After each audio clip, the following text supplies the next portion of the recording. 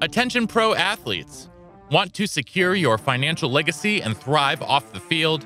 Oakbridge Wealth Management, led by wealth manager Chris Anicetti, is your dedicated financial planning ally. But don't take it from me.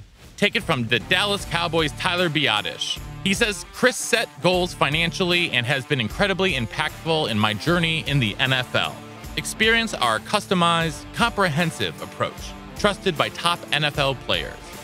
Don't leave your financial success to chance. Connect with Chris on Instagram at OakbridgeWM_Anicetti. That's OakbridgeWM_ANICETE, and let Oakbridge Wealth Management guide you across the goal line.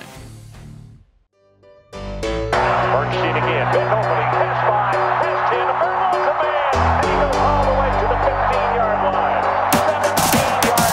17 yards out to Deron. Welcome back to Believe in Badgers on the Believe Network, presented by BetOnline.ag and Oakbridge Wealth Management. Once again, I'm Matt Perkins, joined, as always, by Badger legend, the Hebrew Hammer himself, Matt Bernstein. Bernie, how are we doing today? Excited to talk about the stadium, the end zone, the South Endzone, where I typically watch pretty much every single game I've been to this year and last year. So very excited, but always when we have this podcast, it's always a good day. It is always a good day. Like Bernie said, we have Deron Nardo, the president and chief commercial officer of Four Tops, who did the seating in the South Endzone, which we are really excited to talk about. Deron, thank you very much for taking some time out of your busy schedule to chat with us. I appreciate you guys having me. It was a fun project to work on. Awesome. Well, we appreciate everyone tuning in from across the world. And for those of you who are, we want to remind you that we are presented by BetOnline.ag, where they continue to be your number one source for all of your online sports wagering needs. You name it, they've got it over there at BetOnline. Head on over to the website or use your mobile device to sign up today and receive a 50% welcome bonus with your first deposit using our promo code BELIEVE. That's BLEAV. BetOnline, where the game starts. All right, we are going to start here by talking a little bit about just getting into this very niche market of stadium seating design, because let's face it, there's not, it's not like there are hundreds of thousands of stadiums just around the country that are getting these kind of design. But I want to know sort of your personal backstory a little bit more. What was your, what sports did you play with a kid? How did you get into sports and then just stadiums sort of growing up? Oh man, it's so random that I find myself here in 2023 as a guy installing seats in stadiums. That's for sure. Definitely grew up around sports, played baseball, basketball, soccer as a youngster. And then, the story is an odd one. I have an old friend who was in the early 2010s working at a baseball stadium, designing furniture. He was an owner's rep for a new minor league ballpark and designed what we initially came to the market with, which was a four-top table, hence our name. We had, 4 swivel seats around a table, little loge set up. So this old friend of mine designed the product, installed it, and then watched people flock to it in the stadium that he initially put them into, and decided he wanted to commercialize the product. We went about getting some U.S. utility patent on the product, and then went about designing a full line of products behind that initial, we'll call it a flagship product. Reached out to me as an old friend who I had been working for years in the public relations world, in the sports world, beer and sports, intersection of beer and sports in the PR world. I was representing Miller Brewing Company at the time, Miller Coors eventually, working with the NFL, NASCAR. So I had developed a little bit of a know-how to get around the sports world. I knew some folks in the sports world, and he needed someone to help commercialize the product and bring a business model to it. And so here we are 12 years later, but we came to market with just one product. And he and I have been plowing forward, trying to make this thing work for 12 years to great success, partly because of folks like the Badgers who are innovating. Forward-thinking stadium managers and operators are who we need in our orbit, because let's face it, the world's changing, and the stadium, the fans have more to choose from, and so it's harder to get people into a stadium sometimes. And so, hey, let's make them comfortable. So I have 100 questions about the stadium, so tell me if I'm right or wrong on this. This is my biggest question. behind the South End Zone, the end zones are typically the worst viewing for the sporting event. Is that kind of correct, at least in football? Yeah, I mean, we do tend to do a lot of work behind, I mean, across the NCAA landscape, there is a ton of renovation work going on. And yes, you are seeing a lot of stadiums close in that area because it's not been monetized in a lot of places. But yeah, it's not a great place to see a game, certainly not as good as the 50-yard line or anywhere along the sideline. So it certainly stands to reason that those are the places that get looked at first when renovations are happening because of what you just said. And so these schools are looking at a spot that may be just an okay place to typically watch a game and deciding they want to do something a little upscale, a little more premium, oftentimes tied into something else, a club or an area on the concourse, or so there it's really a high focus of concentration on the end zones for the reasons that you stated, for sure. So you said forward thinking. What makes Wisconsin, because the South End Zone to me is really cool now. The old one was not cool at all. It's attached to the student center, right? It was right off the front of the student center. Across is the student section. Ah, right on. Okay, my bad. So the South End Zone it's right by the field house. It's like nothing. The bleachers before, you didn't even have bleacher creatures. Like it was just, I think they gave those tickets away to schools. So what makes Wisconsin forward, futuristic? What makes them better than I guess other places that you work with? Well, I mean, I honestly, if I'm being really blunt about it, it's choosing our product over what else is out there. We've come to the market and we've introduced a breathable mesh fabric that we put that all of our seats are made of. And so, quite frankly, when they were evaluating what to do in that end zone, the mere choice of going with a material that up till 8-10 years ago didn't exist in the sports world. You had plastic seats, you had metal bleachers, and you had, if you were really upgrading a section, you had padded vinyl seats. And so, just the mere fact that they decided to choose a mesh seat really is what sets them apart, because some folks still aren't comfortable with it in a stadium environment, despite the fact that it is proven to be more reliable and more durable than padded vinyl. Of course, it's breathable and cooler and more comfortable. But I mean, honestly, just that choice, because they had choices in front of them to do typical, traditional, other kinds of materials, other kinds of seats that it would be a look to the past as opposed to a look to the future. What are some of the specific things you have to be cognizant of when it comes to Madison, Wisconsin, specifically, given the harsh winters? Yeah, I mean, it's really we tend to have a little more success in the southern markets and baseball. We really got our legs under us as a company doing baseball, because baseball is a summer sport. Southern parts of the country tend to get obviously warmer, but places like Madison, I mean, really it comes down to that original.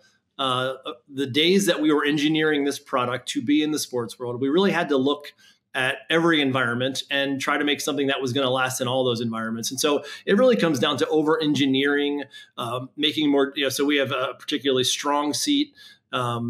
It really is one that would last in heat as well as cold. And so it's not Madison specific, northern part of the country specific. It's really just initially my business partner, again, I mentioned he's the design brains behind what we do. And he's the guy that really looks to over engineer and test and really have assurances that, let's be clear, football specifically has some folks in the crowd who you might say could be rough on a chair during the course of a game. If there's exciting moments, and there's obviously there are quite a bit in every game. I think Wisconsin has alcohol, but every place we put our seats tends to have alcohol. So it really comes down to just over engineering, so that when we get tapped by Wisconsin to put our seats in, we're confident that it's going to stand the elements and the humans. What are some of those factors that we just don't know? You said some exciting points, some, weather. Is there any other, like alcohol? Because you can buy alcohol in the South End Zone, but that's the only place. So your chairs really need to be able to withstand. Well, I mean, the most common. Oh, sorry, I thought you were finished. My apologies. I'm saying, like, Wisconsin tend to have some big people too. I'm a huge person, and I sit in those seats, and I'm 265 pounds, and on game day I'm probably 280. So, like, what are some more like outliers that we might not think about that your chairs need to be able to sustain? Well, I mean, the most common one is if you think about, if you're in a typical row seating environment. Now, what we have in Wisconsin are caster chairs on wheels alongside of, in front of a drink railing. So they're more of a premium experience. But we do, most of what we do from a volume standpoint is just typical row seating in the club or suites or, in certain premium areas. And so the first one that comes to mind is, you look down the aisle, you have people stuffed in next to you to get to the staircase, and you look up and the row above you is empty. So what do? You stand on the seat, you stomp on it, you put all your weight on the middle of the seat, and you climb up to the row above you, and you shuffle out that way. That's just a very common one. And then exciting moments. You get people jumping up and down. If you're going to have a seat in a stadium, you really have to think about the most rowdy moments. If Wisconsin beat who's your number one rival? Would it be Ohio State or Minnesota? Minnesota. So you beat Minnesota on a last second touchdown. You don't know what fans are going to do. So it really, there's obvious ones like the getting in and out of an aisle, but you really have to think through the fact that there isn't anyone controlling the behavior of fans, and so you have to really think again through the engineering of it all, because you don't want to put something in the marketplace that you're going to be out every year having to replace a few here and there. If I could get away from Wisconsin for one moment, we do golf tournaments, and the thing that we had to eventually adjust for was some vomit that showed up on some chairs at the Phoenix Open. We do golf, and we did the Phoenix Open for a long time. And my point of it all is you never know what's going to happen out there in a stadium environment, including people perhaps being a little overserved. I mean, that wouldn't be the first time that happened at Camp Randall Stadium. Let's talk a little bit more about the South Endzone specifically. What were the biggest challenges in your design, the biggest hurdles that sort of came up in the process? And then also, how much sway do you guys have versus the architect versus the construction management and that crew and stuff like that? What are those sort of conversations like, when it comes to that? Great question. The second part of it, particularly, because we do have a few avenues to get into a job like the Wisconsin Endzone. We are have been since day one in the ears of the architects. They're an enormous part of our growth as a company is because architects by their nature are forward thinking. They're trying to innovate. They're trying to create new materials. Put different stuff in. That's just what they do. They're not resting on their laurels. They're always looking for the next thing. And so we always reach out to the architects and have a lot, it's pretty common when a job like Wisconsin gets bid. It's not private information. If we have our ear to the ground, and if a job like Wisconsin comes up, we find out who the architects are, the general contractors are, and we flank it from all angles and just make sure that our seat's getting a fair shake to be chosen. But a job like Wisconsin, quite frankly, is one that we've executed in dozens of places across the NCAA landscape. We did our first job similar to what we did at Camp Randall out in Colorado back in 2014. So 8-9 years ago, we put the exact same seat in Colorado. So we're pretty well versed in what Wisconsin wanted us to do. We branded the seats, which doesn't always happen, but definitely gives them that nice custom look, and colleges certainly gravitate toward branding and color schemes and all that. But nothing about the job specifically was a particular challenge. But to your second question, again, we hit the schools or the teams up for sure. You have folks in the internal athletics department who are particularly dialed into making those choices, and so you try to get them to understand what your brand proposition is and the value of your chair is. But we're always working on the architect. If the architect comes to the school and says, "Hey, this is the chair that we recommend," that carries a lot of weight in the final process. Attention athletes. Do you want a frictionless and tailored financial planning experience to secure your future? Well, look no further. Introducing Oak Bridge Wealth Management, the premier financial planning firm for professional athletes. Led by wealth manager Chris Anicetti, our team provides a unique and comprehensive approach, ensuring your financial success both on and off the field. We understand the unique challenges you face as a professional athlete, from managing cash flow habits to planning major business purchases and navigating complex contracts. That's why we've developed a proven process, working closely with our strategic partners to provide seamless solutions for your unique financial journey. Our services evolve with your career, offering short, mid, and long-term goal setting, portfolio optimization, real estate investments, and more. As you transition to life beyond the field, we support you with career development and philanthropic ventures. But don't just take our word for it. Top NFL players like Chase Boulier, Tyler Biadasz, Alec Ingold, and more trust Oak Bridge Wealth Management to guide them towards financial success. Troy Dye of the Minnesota Vikings says, "I really love the work that Chris and the rest of the Oak Bridge group do. I especially like the honesty and transparency when it comes to setting up financial goals and plans that best fit my needs and situation. It's time to elevate your financial game plan. Connect with Chris on Instagram at oakbridgewm_Anicete. That's oakbridgewm_ANICETE. And join the winning team." And so, how do you feel overall about the project? How do you like the way it turned out, and like, what's your favorite part of the finished product? Oh, I think it's great. I mean, it's such an incredible spot. You're basically on the field. The lower rows, particularly of that project, are basically in the end zone. So it's a very special little spot for sure. The part of it that I didn't like so much is that we didn't get chosen for the row seats just above it. And we put our hat in the ring to do that entire project. But, we do have a little bit of a specialty in these caster chairs. But no, I think it's just that, the atmosphere, the energy in that stadium on a game day is something special. And that proximity to the field is just, you're on top of the action down there. And so it's one that was very exciting. And living in Chicago, I have quite a few people in my orbit who are up in Madison a lot, and there's a lot of folks from Madison in the city of Chicago. And so I've had random people who have learned what I do for a living and be like, oh, I think I sat in those seats at Camp Randall. And so it's always fun to have that in your backyard where you can kind of, to your original point, way back at the beginning of the interview, you said, what a weird little niche to be in. And it is an odd little niche. When I tell people that we develop, design, and sell stadium seats, they're like, excuse me, how'd that happen? And there's really only 5 companies in the United States that do that, 4 really. So there's not a lot of exposure out there to this little market that we're in. So the Wisconsin was a particularly fun project, being in such proximity with so many alumni in my orbit who have gone to those games and have sat in the seats, and they just love the atmosphere in Camp Randall. So it's a special place to be a part of. So a question about capacity and culture.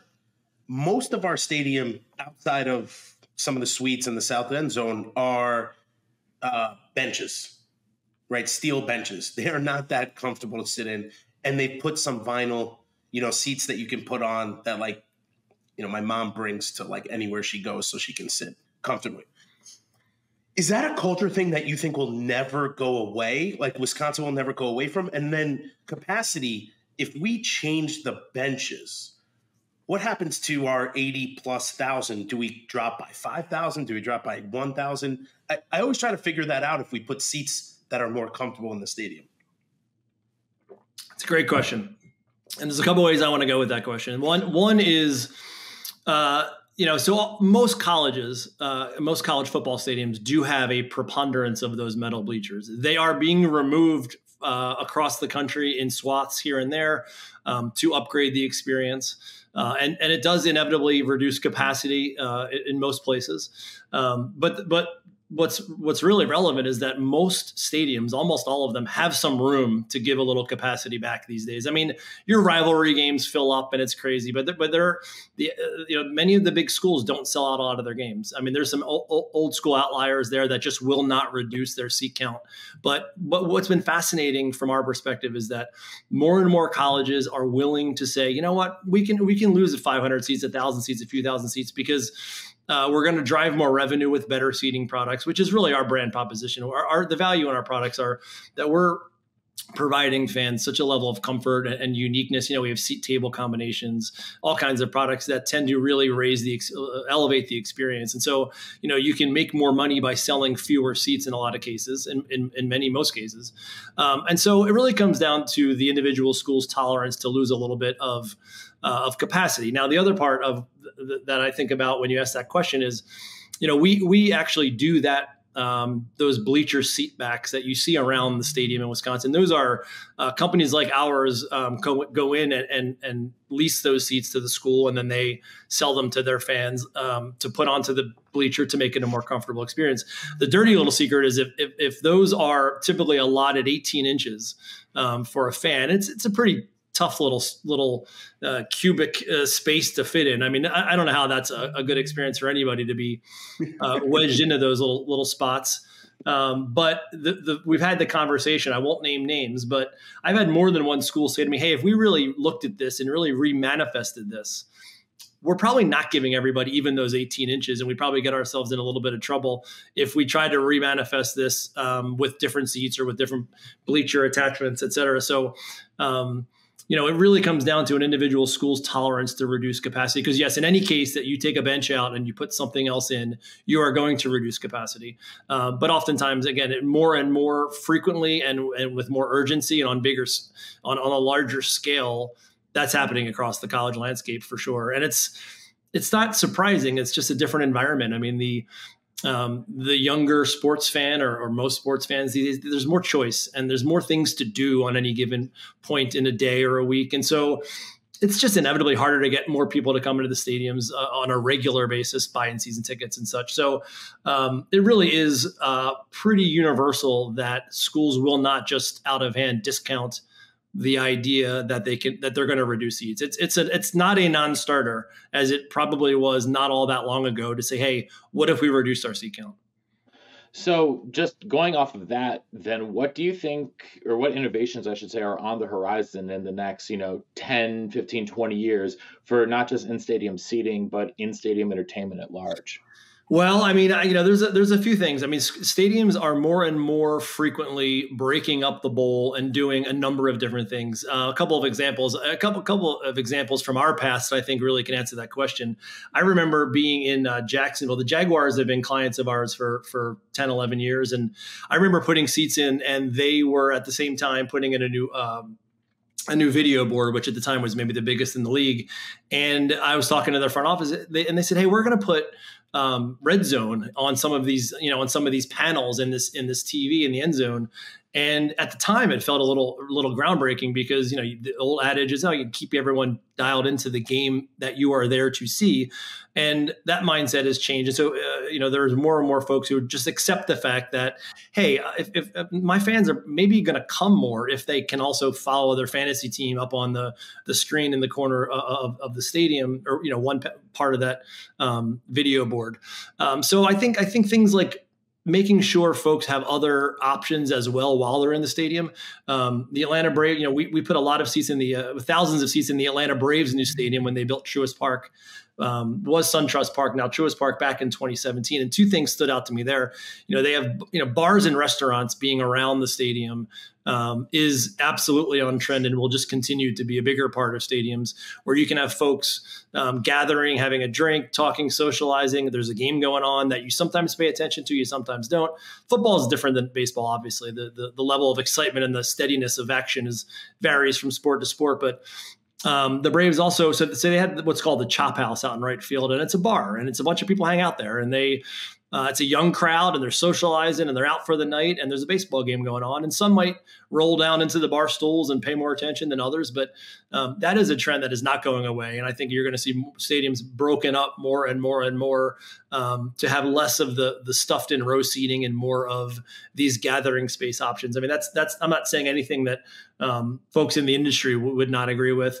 And then, the Braves in their club level had a closed circuit TV on all of the tables. We did some of our half moon tables behind home plate in that stadium, and they put a TV in there. I remember being at opening day in Atlanta watching a hockey game at my table, because they just got that you wanted to have options and have things to, they didn't want to limit you, and they thought you might attend more if you had more of a variety of what you were doing during those 9 innings of baseball. So I just think it's generally speaking, I would say that it's gathering spaces and just giving folks, not being beholden to this idea that if you're not staring at the field, you're the enemy. It's just where it's going. Young fans just have, particularly, I just have more that they want to keep in touch with and dialed in with while they're at the game. And it's interesting because in the South End Zone on the top, I don't know what it's called. Maybe Matt Perkins, you do, but I call it the party deck because it's just a big flat area that you can buy beer and play bags and kids can run around. To me, that's the only space in Camp Randall where if you have a young kid, they can enjoy it, but then you're paying premium prices because you're at the top and you can buy alcohol. Is that where stadiums are going, where kids can go and have a good time and the experience is dialed towards them so you can also get their parents or their, my wife went to Wisconsin, so she would go to the games, but majority it's going to be me going with my kids. Is that where we're headed? I mean, I think that's probably an outlier example, particularly in football. And again, I have to really look at every sport individually. I think that football is its own special animal. And I think that it's pretty unusual to have that much space dedicated to family and playing bags. But in a minor league baseball stadium in the concourse out in the outfield, there's Ferris wheels, and we do a lot of work in minor league baseball, and quite frankly, minor league baseball has been very good to us because they are experimental. They're a fan friendly place. They don't control the playing on the field. Their players are being shuffled through the system, and so they have always been at the forefront of innovation. And so I'd be very unsurprised to see that in a minor league baseball stadium, but in a college football environment, I think that's pretty special. I don't know that there'll be enough places that there's that much room or interest in dedicating that much space to things like that. But in areas where I'll tell you where you might see that more is an area perhaps by a concourse where there might not be a view of the game where you can take your kids and in a space that may not be as obviously and easily monetized in a big way. That kind of thing is definitely is becoming more prevalent in the bowels of the stadium that aren't field facing. So like you said, your kids get a little rammy, you can take them somewhere and do something, get a little energy out. So I think it's in the spirit of everything evolving, sports stadiums evolving. That is more and more likely to happen than it ever was in the past, but oftentimes in non-monetized spaces. Yeah, you mentioned minor league baseball, and I think going back to going to Madison Mallards games and the Duck Blinds, that was always a fun, unique experience. I live here in Nashville. The Nashville Sounds have a ton of unique and interesting things that happen at their games. I mean, talk about bags. They've been doing that here for like almost a decade, I think, probably during that in-game experience. And I love Sounds games. But Deron, what is your favorite in-stadium atmosphere, in-stadium experience? We're not going to ask you to include Camp Randall because then we'd be putting you on the spot. But let's say outside of Madison, what's your favorite in-stadium experience? Wow, that's a great question. One of the I'm going to say something that I actually get a little sad at myself about, but I don't often go to games. I have almost never sat in our own products, my company's products, for games. It almost never happens. It's pretty shocking how infrequently that happens. It's a great question. I mean, I would say that we did the again, we do a lot of golf tournaments. We provide seating for a lot of the PGA Tour events, and maybe this is cheating because it's not quite a stadium, but the 17th hole at the Players Championship is a lot of fun. That's a really vibrant atmosphere. Same thing with the 16th at out in Phoenix. We did that for a while. That's a pretty special environment. But in the permanent world, I am really drawn. I'm having a hard time. I don't often go to games. This is really embarrassing to say that as a 52-year-old guy with kids. I've had this business for 12 years. I think I've been in our seats a half dozen times. I mean, is that a terrible answer? I don't have a great one. I don't want to lie. I don't want to sit here and lie. I just. I mean, you can always just say and completely pander to us and tell us it's Camp Randall Stadium at night. But Camp Randall Stadium at night. There you go. There you go. Well, listen, we really appreciate you taking some time and talking us through this, talking South Endzone, because it's been a really hot topic amongst Badger fans for a couple of years. And it was really interesting to get some of those insights I don't think, a lot of people really think about when it comes to the design. So, Deron, thanks again. Where can people find out more about Four Tops? Yeah, website is the number 4topps.com. We have a website that'll show off a lot of the stadiums we've been to. I'll tease a little something. We're also rolling out a residential line of chairs in the spring that we're going to, if you like our seats in your stadium and you sat in them and want to bring them home, we're actually starting to roll out a line that will be a direct-to-consumer residential product with the same breathable mesh that has been battle tested 11 years now in stadium environments, which is as tough an environment as it comes. So stay tuned for that. Awesome. Wow. Looking forward to it. So thank you for spending some time with us here today. And thank you to everyone for tuning in here to Believe in Badgers on the Believe Network, presented by betonline.ag and Oak Bridge Wealth Management. Appreciate you tuning in. And until next time, on Wisconsin. Thanks, guys.